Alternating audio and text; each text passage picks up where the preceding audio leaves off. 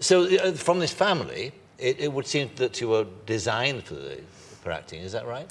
Well, I'm not sure how much of it is genetic and how much of it is kind of, you know, when you grow up watching your mother dress up in costumes and kind of become really empowered by these roles that she's playing, and she's sort of pretending for a living. I mean, it's very intoxicating to see that as a child. And I also loved the atmosphere in the house, and it was always filled with creative people and people singing around the piano, and it just seemed like a very magical way to be a grown-up. So I think. And what about, and it was, as you said, a close family. So what was the reaction, again, what kind of problem did you have when you had to do your sort of nude scenes in films? Because in this, of course, there's some quite, explicit is not the word, but there's some very good love scenes, actually, good in the sense that anybody watching Careful. it, anybody watching it would think, yes, that's lovely, that's sort of rather nice, actually. They're two people who are really in love. But nonetheless, the issue of nudity, how did the family address that? Or how do you address it with the family? Right.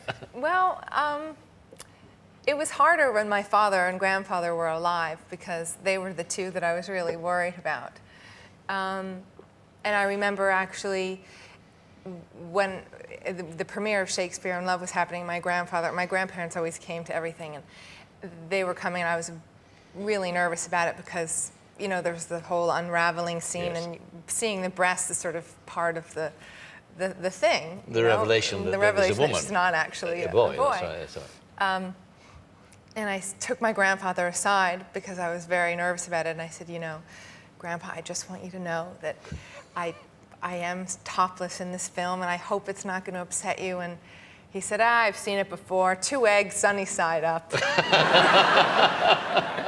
So no problem. No problem.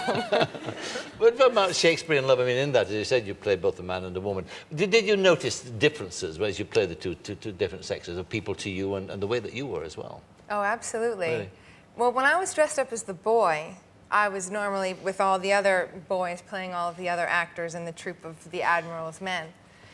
And I think it was a combination of the mustache and the wig and the boys' clothing that after a while, it's not that they forgot I was a girl, but they just, there was an element of it. I mean, their behavior really shifted, and they would, you know, make much dirtier jokes and burp and everything in front of me, and things that they didn't do when I was, you know, a woman.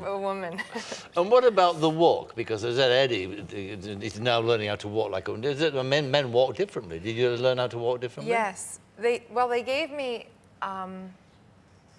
sort of a corn-filled sack. Oh, the codpiece? Well, no, not in the codpiece, in the actual man's pants. Oh, I see. So what does that do?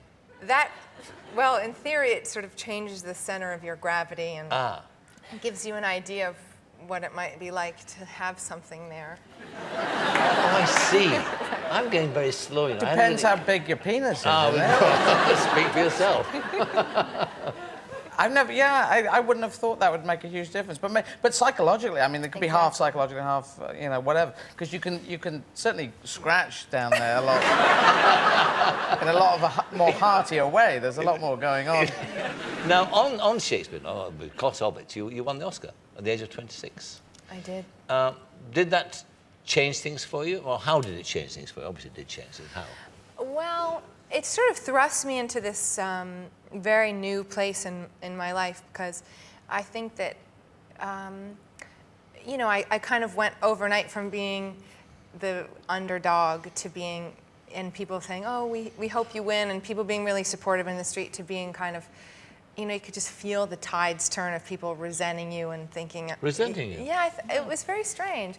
I mean, just because to be 26 years old and win, I think, you know, it's quite a lot to take on. And also, my grandfather was dying at the time, and my father had just been diagnosed with cancer, and it was a very emotional time in my life, and I just sort of felt like, oh, I don't think people are rooting for me anymore. It was probably my perception of it. Yes. But...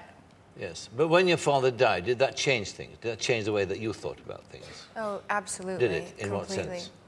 Well, I think mainly because I spent my 20s working at a furious pace, and I just did film to film, back to back.